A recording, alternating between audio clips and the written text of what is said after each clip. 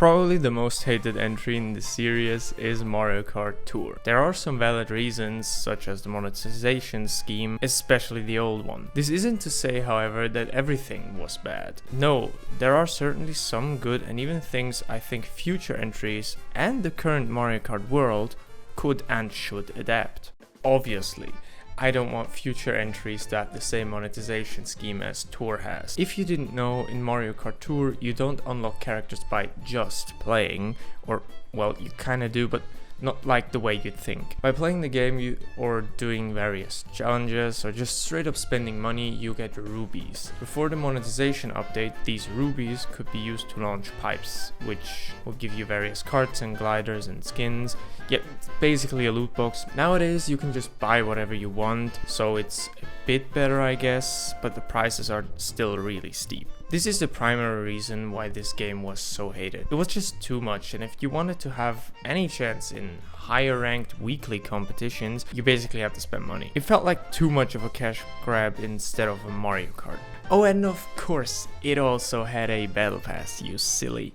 Later in the game's lifespan, it started to change. The game became more and more free-to-player friendly, but by no means fair. To this day, you still have problems in higher level weekly challenges if you don't spend any money or haven't been grinding for the last 3 years. But if you're still playing casually, like I do from time to time, it's actually pretty fun. You unlock a bunch of characters, and even though you can't really level them very high, it doesn't really matter since the main features of the drivers and parts are unlocked at level 1. Certain characters like certain courses, and depending on how much they like each course, you either get 1, 2 or 3 items. The same goes for parts, but they don't give you more items, but instead they give you a boost to points or the length of a combo you earn from doing stunts. If you were to level these characters or parts, you would boost that boost, but it would only be marginal, so it's not really like you need it to have fun or to compete in normal competitions. It's just necessary in these very high level competitions where each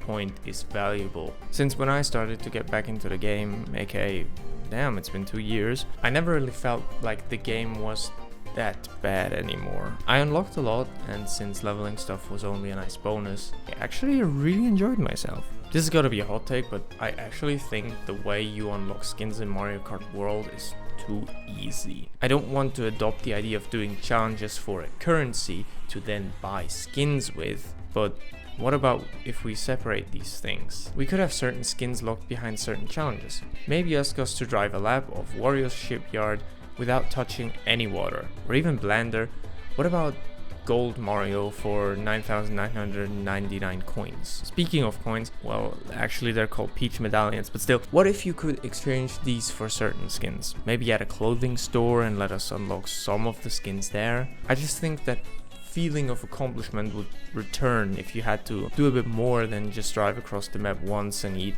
stuff with all characters. I also wanted to mention all the content that Mario Kart Tour has. It has so many courses, costumes and parts, it's insane. Obviously they can't just simply add more courses since it has to be connected to the world now, but nothing is speaking against the costumes and parts. They don't seem to be that low poly, so I assume they could just port them to Mario Kart World without that much of an effort. Of course they kinda changed the style of each character, so they would have to re-stylize these models, and I'm not really sure how much effort that would be, since I don't really know how to do any of that. But I think it's a bit easier than coming up with entirely new ideas and starting from scratch. Of course, that would require them to finally fix this mess of a character select screen, but just think of the content influx we would have if they just ported that content. I'd reckon it would even be free, since it's only cosmetics and some carts, and it could be done with relative ease. Although then again, this is the same company that asks for $10 to play an instruction manual. And now it's time to play Mario Kart Tour online. It's free and also so much fun.